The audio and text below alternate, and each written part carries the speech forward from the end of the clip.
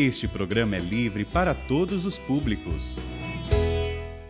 O sinal da Santa Cruz, livrai-nos Deus, nosso Senhor, dos nossos inimigos. Em nome do Pai, do Filho e do Espírito Santo. Amém. Amém. Evangelho de São Marcos, capítulo 16, versículos do 15 ao 20. Marcos 16, do 15 ao 20. Assim nos diz a palavra de Deus. E disse-lhes Jesus: Ide pelo mundo inteiro e anunciai a boa nova a toda criatura. Quem crer e for batizado será salvo. Quem não crer será condenado. Eis os sinais que acompanharão aqueles que crerem. Expulsarão demônios em meu nome, falarão novas línguas. Se pegarem em serpentes e beberem veneno mortal, não lhes fará mal algum. E quando impuserem as mãos sobre os doentes, estes ficarão curados. Depois de falar com os discípulos, o Senhor Jesus foi elevado ao céu e sentou-se à direita de Deus. Então os discípulos foram anunciar a boa nova por toda parte. O Senhor os ajudava e confirmava sua palavra pelos sinais que acompanhavam. Palavra da salvação. Glória a vós, Senhor. Glória a vós, Senhor. E disse-lhes Jesus. Esta é uma ordem de Jesus para os seus apóstolos, para os discípulos que conviveram com ele naquela época. Não, esta é uma ordem de Jesus para todo aquele que tem fé no seu nome. Quem crê em Jesus Cristo, nosso Senhor, nosso Salvador, esta palavra se dirige a esta pessoa. E qual palavra é? Ide pelo mundo inteiro. Por onde você for, onde quer que você vá, anuncie esta boa notícia. Dê esta boa nova a toda criatura. Quem crer e for batizado será salvo. Mas é pela falta de fé que a pessoa se condena. Quem não crê se condena. Quem não crê será condenado. Agora, eis os sinais que acompanharão aqueles que crerem. A fé é acompanhada de sinais. A fé é acompanhada de milagres. A vida de uma pessoa de fé é um milagre vivo, gente. Por isso que nós não precisamos ir longe para nós escutarmos testemunhos. A gente ouve dentro de casa. Os nossos avós têm para contar. Se você tem bisavô, bisavó vivo, pergunte, você ouvirá. Os nossos pais têm testemunho para contar.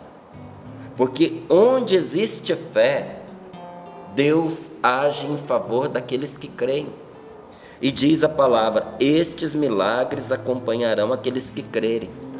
Expulsarão demônios em meu nome, falarão novas línguas. Se pegarem em serpentes e beberem veneno mortal, não lhes fará mal algum. E quando impuserem as mãos sobre os doentes, estes ficarão curados. Depois de falar com os discípulos, o Senhor Jesus foi elevado ao céu e sentou-se à direita de Deus. Então os discípulos foram anunciar a boa nova por toda parte. Preste bem atenção agora. O Senhor os ajudava. Já tinha subido aos céus. Já estava na glória de Deus. Como continua na glória de Deus. Mas onde houver uma pessoa que anuncie que Jesus Cristo é o Senhor, que Jesus Cristo é o Salvador, e que obedeça a esta palavra, que evangelizando, ore pelas pessoas, onde houver alguém assim, haverá também o Senhor a ajudá-lo.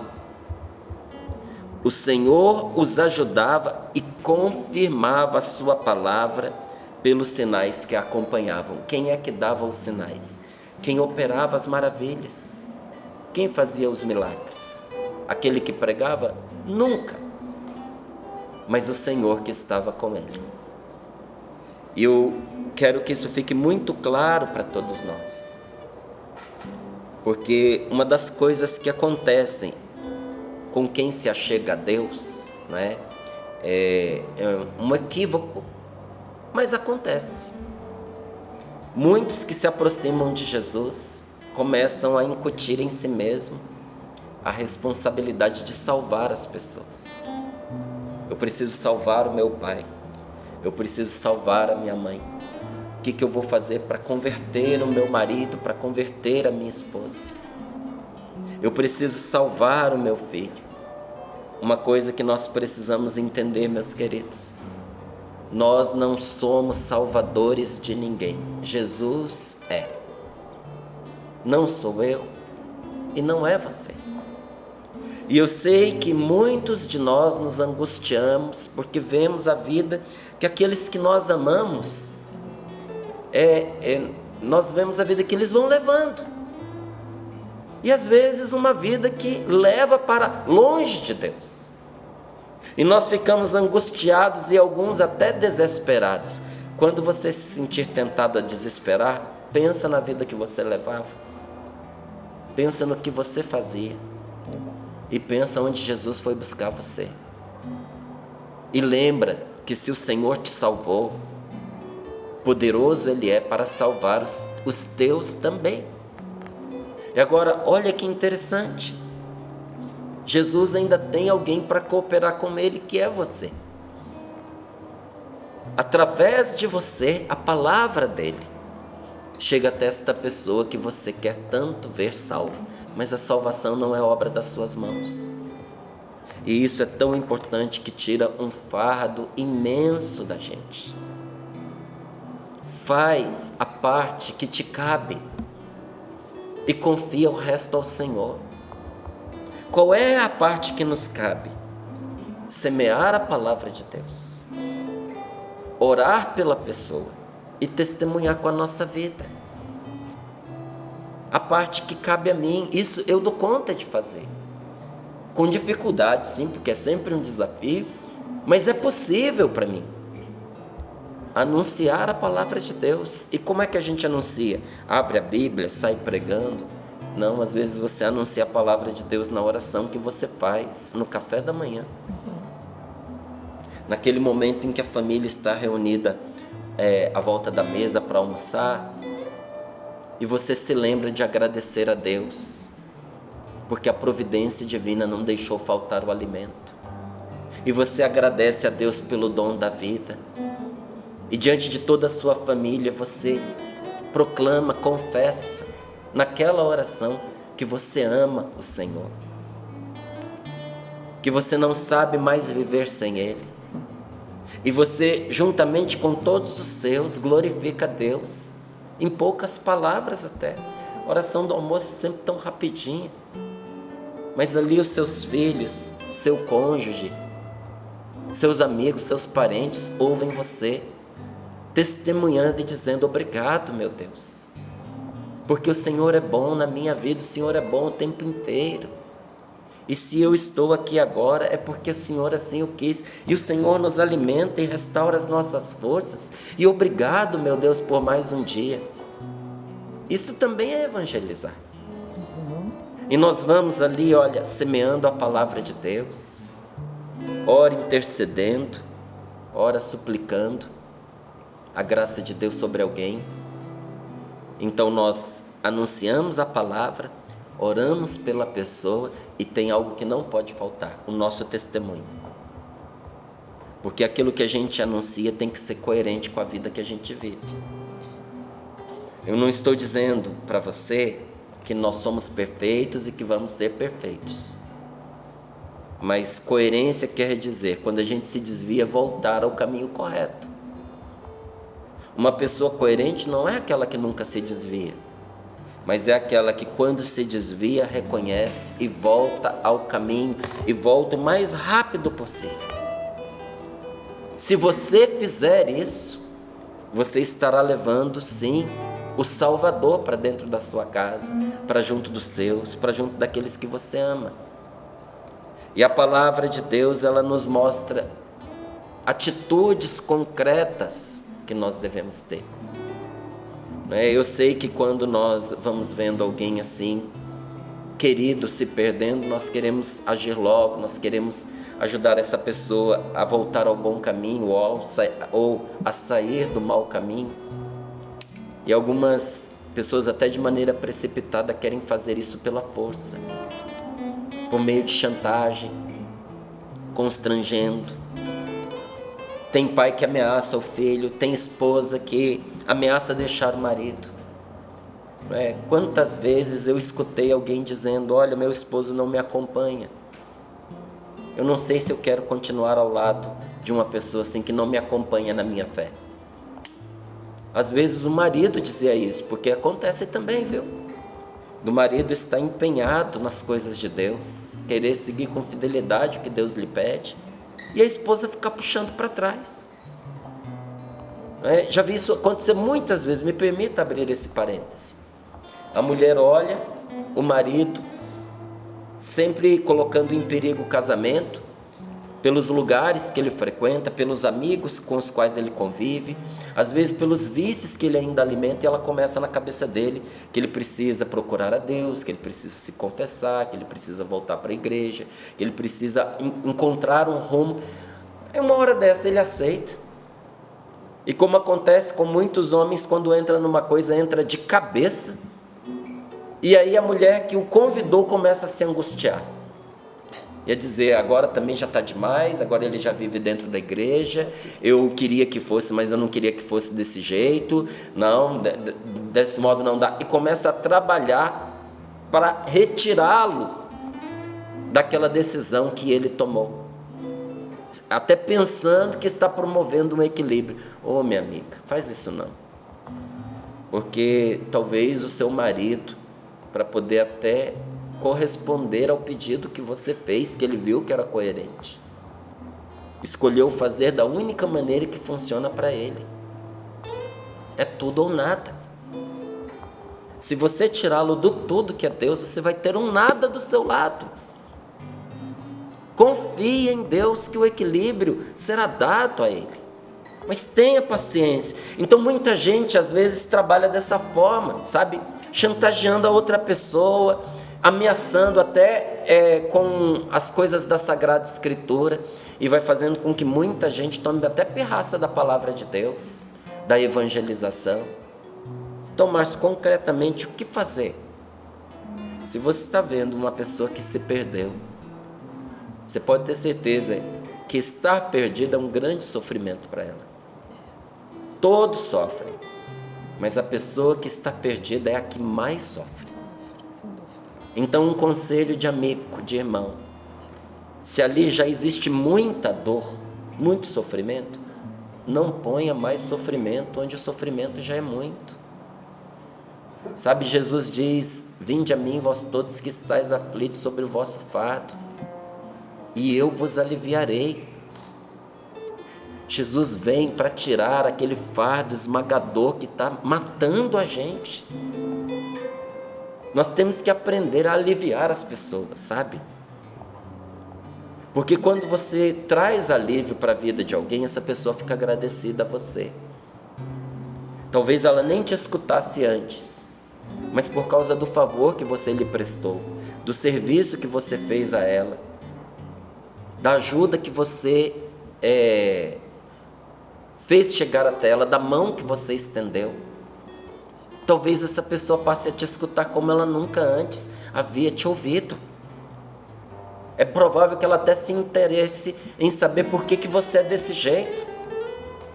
E até olhando que ela não merecia a sua ajuda e teve, começa a se questionar: por que essa pessoa me ajudou, se eu não fiz nada para merecer a ajuda dela? Pelo contrário, eu sempre fui arredio, sempre fui rebelde, sempre ataquei esta pessoa, e agora quando eu estou precisando, ela me ajuda. O que é que ela tem de diferente? Então, não acrescente sofrimento onde o sofrimento já é demais. Outra coisa importante, que eu sempre disse e digo para as pessoas que querem ajudar a outras na sua caminhada de fé: não pegue para você um sofrimento que não é seu. Eu via algumas pessoas que depois que viviam uma conversão, elas queriam ajudar a todos. E começava a escutar todo mundo, aconselhar todo mundo. E acabava ouvindo muitos problemas, desabafo de muitos problemas. E olha, a gente escuta cada coisa que é de partir o coração, sabe, gente? É de dar dó. O sofrimento que algumas pessoas enfrentam. Mas o pior não é o sofrimento que os outros causam para a pessoa. É o sofrimento que a pessoa causa a si mesma. Porque quando o sofrimento vem de fora é mais fácil você ajudar a pessoa a se libertar. Mas quando o sofrimento é causado pela própria pessoa é mais difícil. Porque a pessoa tem que dar aquele passo de mudança. E você sofre ao ver a incapacidade que o outro tem de mudar e de consertar a própria vida. E quando você acompanha uma pessoa, ok, já não é fácil. Mas e quando você todo dia está escutando um monte de gente com seus problemas? Se você começa a pegar aquilo para você, você adoece. E tem gente que não tem capacidade de separar as coisas. Então, quando alguém chegava para mim e dizia assim: olha, eu estou rezando pelas pessoas e eu estou adoecendo.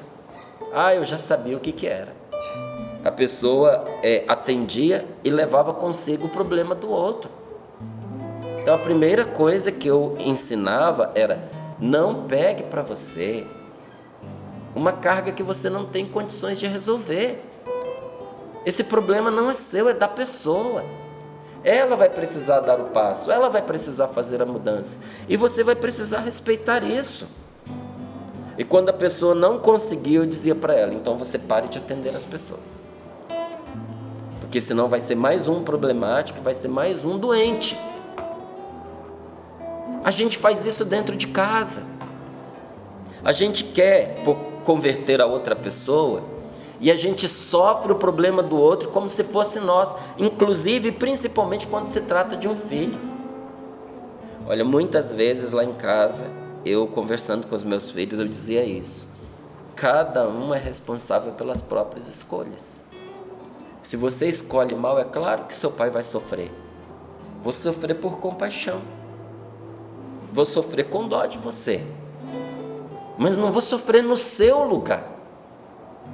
Porque cada um é responsável pelas atitudes que toma. Então, não pegue para você o sofrimento alheio que você não tem as chaves para poder resolver. Tem coisas que é só entre a pessoa e Deus. Então confia em Deus. Se você não confia na capacidade que a pessoa tem de mudar, confie na capacidade que Jesus Cristo tem de salvar. Ponha a sua confiança no Senhor. Então, não aumente o sofrimento dos outros. Não pegue para você o sofrimento da pessoa. E terceiro, muito importante, leve Deus para esta pessoa. Fale de Deus para ela. Evangelize a pessoa. Mostre para ela que ela não está sozinha, porque é verdade, ela não está só. Jesus prometeu isso, que Ele estaria conosco até o fim do mundo. O Senhor não nos abandonou. E quando Ele enviou os seus discípulos, entre esses discípulos que Ele enviou a mim e a você. Quando Jesus ressuscitado envia os seus discípulos para evangelizar, Ele lhes diz com toda clareza o que é para fazer. Está aqui nesta palavra, olha: ide pelo mundo inteiro e anunciai a boa nova a toda criatura. Jesus não pede aos discípulos que vão, e convertam as pessoas. Jesus não pede a mim que converta ninguém, porque eu não tenho poder de converter corações, gente. Até de vez em quando acontecia isso, terminava sorrindo para a vida, eu saía, tinha alguém aqui na porta dizendo assim: olha, vamos comigo na minha casa para você falar com o meu marido lá, para converter o meu marido. Eu falei: mas ele quer? Não, mas ele não quer, mas se você falar, não, eu não tenho poder de converter ninguém, não. Seu marido vai ficar ofendido se eu aparecer lá. Isso é uma invasão. Sabe, eu vou estar assim, violando a liberdade dele. Não, isso não se faz de jeito nenhum. E não vou mesmo, gente, porque a gente tem que saber qual é o lugar da gente. O Senhor não nos enviou a converter ninguém. Ele nos enviou a anunciar a boa nova. A palavra dele. Vão e anunciem como testemunhas do que você tem visto e do que você tem escutado. Eu não posso negligenciar isso, porque olha, quanta obra maravilhosa eu tenho visto o Senhor fazer. Quando eu sou chamado a testemunhar o que eu tenho visto nosso Senhor realizar na minha vida e na vida dos outros. E quando nós anunciamos aquilo que nós enxergamos, nós anunciamos não sozinhos, mas no poder do Espírito Santo. Porque quem se coloca a caminho para obedecer a Deus nunca vai sozinho. O Senhor dá à pessoa a força do seu Espírito. Não é o que Jesus diz? Recebereis o Espírito Santo que vos dará poder. E sereis minhas testemunhas como? No poder do meu Espírito. Sereis minhas testemunhas, porque enquanto você testemunha, diz o Senhor, eu farei a minha obra, eu farei os sinais, eu farei os prodígios. Nossa responsabilidade se resume em sermos testemunhas, porque só o Espírito Santo é quem converte os corações. Nunca se canse de anunciar que a melhor coisa que aconteceu na sua vida foi você ter conhecido Jesus. Nunca se canse de contar o que o Senhor tem feito na sua vida. E deixe o resto com o Espírito Santo. Sabe, Paulo viveu essa experiência muitas vezes, não é? Então, ele é um evangelizador maravilhoso na força do Espírito Santo, e por isso muitas vezes nós o pegamos como modelo. São Paulo, apóstolo. E numa dessas situações que Paulo vivia, o Senhor abriu o coração de uma mulher chamada Lídia, para que aceitasse as palavras de Paulo. Paulo pregava, mas era o Senhor quem abria o coração daquela mulher. Paulo pregava em Filipos, porém foi o Senhor Deus quem abriu o coração de Lídia, para que ela se tornasse a ponte para a conversão de uma família, depois de uma cidade, depois de um país e mais tarde de um continente. A coisa começou por uma pessoa que abriu o coração e por uma pessoa que resolveu pregar o Evangelho. Será que não tem uma grande transformação esperando que uma pessoa na sua casa fale de Deus, crie coragem para falar de Deus? Essa pessoa é você. Será que o Espírito Santo já não tem preparado alguém mais além de você para abrir o coração? E será que, pelo milagre da conversão da sua família, não virão aí muitas conversões à volta da sua casa, do apartamento que você mora, do condomínio onde você vive? Toda grande obra começou pequena. A obra de Deus nunca começa grande, sabia? É igual um grãozinho de mostarda. Na verdade, a Canção Nova começou quando o Padre Jonas nem percebeu que ela já tinha começado. Padre Jonas acreditava que estava apenas fazendo ali um trabalho de evangelização com alguns jovens, estudando a palavra de Deus, quando na verdade o Espírito Santo já estava criando a comunidade Canção Nova. Foi o próprio Deus quem plantou a sementinha no coração do Padre Jonas.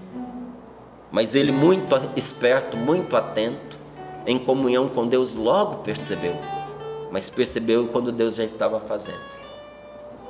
É sempre assim. As coisas de Deus começam pequenas. Pode ser que você, depois de tanto esforço, gostaria de ver assim grandes conversões na sua casa. E você tem visto sinais tão pequenininhos. Calma, calma, amigo. A semente de mostarda é a menorzinha de todas, mas quando ela floresce, ela se torna das hortaliças a mais frondosa. E até os pássaros vêm se abrigar debaixo da sua sombra. Tenha paciência, porque o Senhor está agindo. E você ainda verá os resultados da sua oração, da sua evangelização e do seu testemunho insistente. Paulo também viu. Não é? Tanto que Paulo, noutra ocasião, diz: eu plantei, Apolo regou, mas era Deus que fazia crescer. Quando eu comecei a evangelizar assim com mais intensidade dentro da Canção Nova, eu vivi até assim uma certa crise, sabe? Porque eu entrei na Canção Nova, morei em Queluz, foi o meu primeiro ano como noviço, era assim que chamava naquela época. Depois eu fui para o Seminário São José, no Rio de Janeiro, porque eu achei que eu ia ser padre, achei que Deus me queria padre. E foi bom eu ter ido lá, porque eu descobri que não era isso que Deus queria de mim. Não é? E me escapou o que eu ia dizer aqui agora. Mas enfim, já a mente recupera. Não é? Mas Paulo ele dizia, não é? Eu plantei, Apolo regou, mas era Deus que fazia crescer todas as coisas. Sabe? Lembrei que eu falava da crise que eu vivi. Então eu estava no seminário e eu achava que o seminário era um obstáculo para eu evangelizar, porque eu tinha que ficar ocupado ali estudando, eu queria ir pregar a palavra de Deus, eu queria ensinar o que eu já sabia, não é? Então muitas vezes eu me incomodei com os estudos, indevidamente, porque eles me faziam muito bem. Mas enfim, eu não continuei no seminário, eu fui para São Paulo e lá eu tive a oportunidade de fazer aquilo que eu queria. Pregar cursos, sair para os grupos de oração, evangelizar nos fins de semana. Só que eu fui caindo num sentimento de vazio, porque eu não via os frutos, eu não via os resultados, porque cada hora eu estava evangelizando num lugar diferente, não é? Então eu não acompanhava o crescimento na vida das pessoas, e comecei a me sentir um pouco vazio.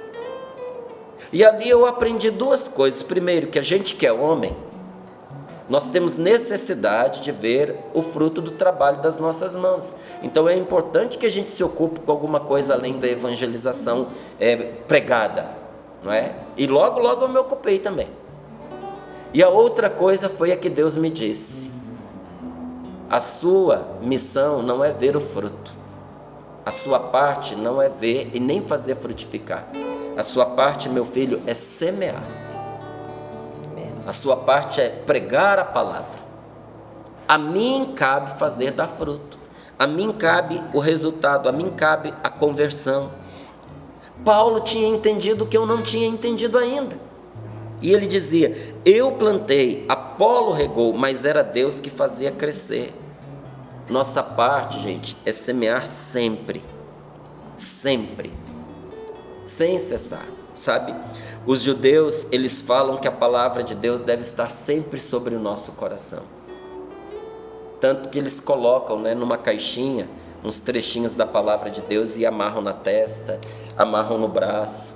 Quando você vê ali umas fitas amarradas nos braços de um judeu, ou uma caixinha, um quadradinho na testa, você pergunta: o que tem ali? A palavra de Deus. Márcio, mas não é assim que a palavra de Deus entra na cabeça. Eu sei, você sabe, e eles também. Aquilo é só um sinal. Como também quando a gente carrega um crucifixo sobre o peito, a gente sabe que não estamos carregando a cruz de Cristo, mas um sinal da cruz do Senhor que nos salvou. E por que eles trazem sempre sobre? Eles trazem sobre porque dentro só Deus pode colocar. Eu e você temos que carregar sobre nós sempre a palavra de Deus, porque dentro só Deus pode pôr. Você pode colocar a palavra de Deus sobre a cabeça dos seus filhos, sobre o coração dos seus filhos, mas dentro do coração só Deus pode colocar. Mas também os judeus, eles entendiam que em momentos da vida da gente, misteriosamente o nosso coração se abre. Você já viu que tem situações de dor que fazem com que a gente se abra para Deus? Você já viu que tem situações de alegria que faz com que a gente se abra para Deus? Situações de vitória, situações de generosidade. A gente não sabe quando, mas há um momento em que o coração se abre. E quando o coração se abre, aquilo que está em cima entra. Por isso que se você tiver só lixo sobre o seu coração, quando ele se abrir, é lixo que vai entrar. Quando uma pessoa só cultiva maus pensamentos, quando o coração dela se abre, imagina o que entra. Quando uma pessoa cultiva mágoas, quando o coração dela se abre, imagine você o que entra. A mágoa penetra ainda de maneira mais profunda. Mas quando a pessoa carrega consigo sempre a palavra de Deus, quando o coração dela se abre, adivinha o que é que entra? É a palavra de Deus. E quando a palavra de Deus entra, ela nos liberta de todo mal. Expulsa o demônio se ele estiver ali. Nos cura com profundidade, cura interior e até mesmo cura física. Então, a nós que amamos a Deus, não nos corresponde converter as pessoas, pois somente o Espírito Santo toca os corações. Nossa parte é testemunhar que Jesus morreu para nos salvar, mas que está vivo agora, ressuscitado pelo Pai, no poder do Espírito Santo. Então vamos pedir a Deus que nos dê essa graça, sabe, de também nós experimentarmos a presença viva de Jesus junto de nós, e de nós também levarmos essa presença viva de Jesus para aqueles que estão perto de nós. A nossa parte é semear, a parte do Senhor é libertar. Insista na evangelização. Insista, sabe? Quando tudo te parecer mal, sabe o que você faz? Insista na evangelização. Quando as pessoas te decepcionam, insista em acreditar. Sabe, quando amigos te traírem, não desista. Continue sendo uma pessoa boa, insista. Quando você, depois de ter rezado tanto, perceber que os seus cofres não se abastecem e te falta inclusive dinheiro, insista. Quando você se sentir cansado e sem forças, insista. Quando você for tentado pelo desânimo, insista. Continue a perseverar, semeando o bem, acreditando que aquele que te deu esta missão não vai te deixar morrer sem ver os frutos. Você vai ver o fruto da evangelização e da sua oração ainda antes dos seus olhos se fecharem para este mundo. Eu creio, Senhor. Creio, Senhor. Eu confio, Senhor. Eu confio. E eu acolho, Senhor. Eu acolho. Pedir a graça do Espírito Santo sobre nós nesta hora. Espírito Santo, derrama sobre nós a sua graça. Derrama sobre nós, Senhor, o seu amor, a sua paz, a sua unção. Vem, Espírito Santo de Deus, a nos impulsionar a sermos essas testemunhas vivas, a sermos este sinal profético em meio ao mundo. Vem, Espírito Santo, nos ajudando, nos auxiliando, porque nós cremos que pela tua força nós podemos comunicar a vida nova que Cristo nos deu. Vem, Espírito Santo de Deus. Espírito Santo, te adoramos. Te adoramos.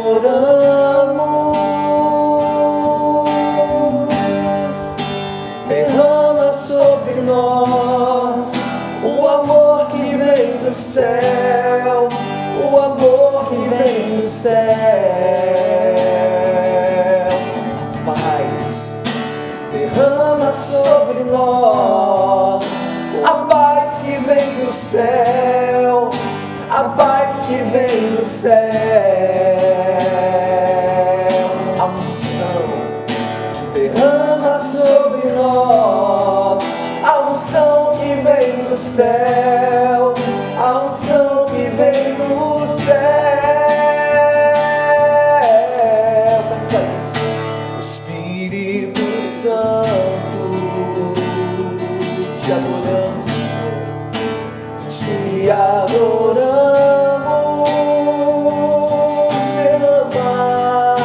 Derrama sobre nós o amor que vem do céu, o amor que vem do céu.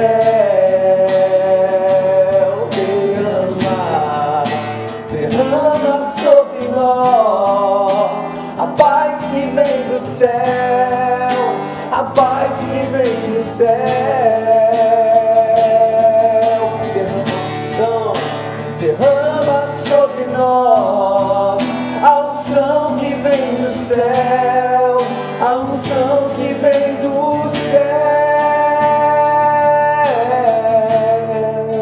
e vamos experimentar essa graça do Espírito Santo. Isso, se você nunca orou em línguas, agora, você que está acompanhando, sorrindo para a vida, mas está com esse desejo de experimentar o Senhor. Você foi visitado por Deus, pela palavra de Deus essa manhã. Não tenha receio. Começa devagar, murmurando, porque o Senhor, Ele está falando com cada um de nós. Ele está falando com você. E ninguém melhor que você para perceber a ação de Deus na sua casa, na sua vida. Vai soltando a sua língua. Vai percebendo a ação de Deus. Deixa o Senhor visitar a sua casa. Enquanto eu vou orando aqui, você vai orando baixinho aí na sua casa, como nós aqui estamos fazendo no Sorrindo para a Vida. A graça de Deus recai sobre aqueles que têm fé. Você tem fé? Então, deixa o agir de Deus. O Senhor agora visita a casa de alguém que estava nessa situação que o Márcio falou, de semear. Você semeia muito, você fala, você age. Mais do que falar, você vai com o seu testemunho, fazendo, realizando, cuidando, amando os seus, mas você também não tem visto frutos. Mas agora você vai percebendo que isso não era uma verdade. Você vai percebendo que a sua casa, aos poucos, tem realmente acontecido um milagre de Deus aí. Os pequenos sinais que vão acontecendo.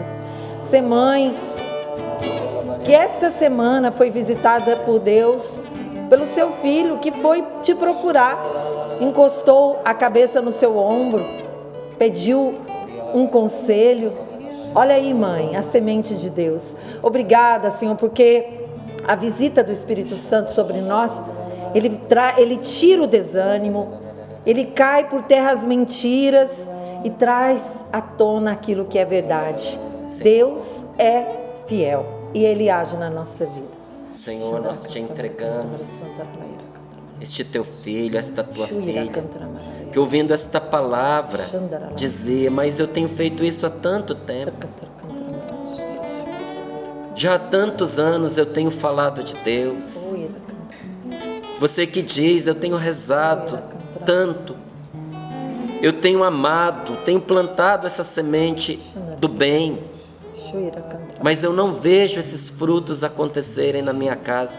Você que por causa disso, de não ver resultados, foi se tornando uma pessoa cansada, decepcionada, até mesmo tentada pelo demônio que ficou dizendo para você: é inútil o que você está fazendo, você é um fracassado, desista, isso não vai dar certo, você errou no seu caminho, você errou na sua escolha, e você foi se sentindo tentado a abandonar esta tarefa. Até mesmo você que muitas vezes na sua oração foi dizer a Deus: Senhor, me parece que tudo isso é em vão, tudo isso é inútil, é impossível, esta pessoa não muda, esta situação não se transforma. O Senhor está respondendo a você nesta manhã: minha querida filha, meu querido filho, eu disse que a tua tarefa era semear com todas as tuas forças, com todo o teu amor, e você tem feito isso com perseverança. Eu não esperava que você convertesse as pessoas, eu não esperava que você transformasse a sua casa, a sua família, esse ambiente. A sua tarefa era levar a minha palavra, simplesmente anunciar e testemunhar com seu amor. Você não tem fracassado. Olhe as transformações, olhe as mudanças, olhe para você, como você amadureceu, como você se fortaleceu, como você se tornou uma pessoa diferente. Porque mesmo que você diga que isto não mudou os outros, veja como mudou você. Agradeça a Deus agora, que está abrindo seus olhos para que você possa enxergar o que antes você não via. Agradeça ao Senhor. Muitas vezes o Senhor te pede para fazer uma tarefa que você não entende os propósitos. Mas Deus nunca deixa de ter um propósito para aquilo que Ele nos pede. Por isso, fé nos leva a obedecer, mesmo quando a gente não compreende. Diga obrigado, meu Deus. Obrigado porque eu posso ver, sim. A partir desta palavra, desta partilha, eu posso ver que o Senhor tem agido, sim, na minha casa e junto dos meus. Obrigado, glórias e louvores a Ti, Senhor. Você que tinha até deixado de fazer aquilo que Deus lhe pediu, tinha deixado de rezar por esta pessoa, por aquela outra. Você que foi se tornando tímido e fechado na evangelização, mas que agora está compreendendo algo de novo a respeito da missão que Deus lhe deu. Diga: Senhor, eu retomo o meu propósito contigo.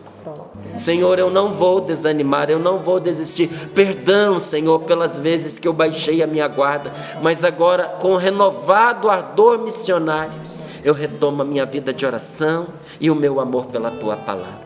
Obrigado. Obrigada, Senhor.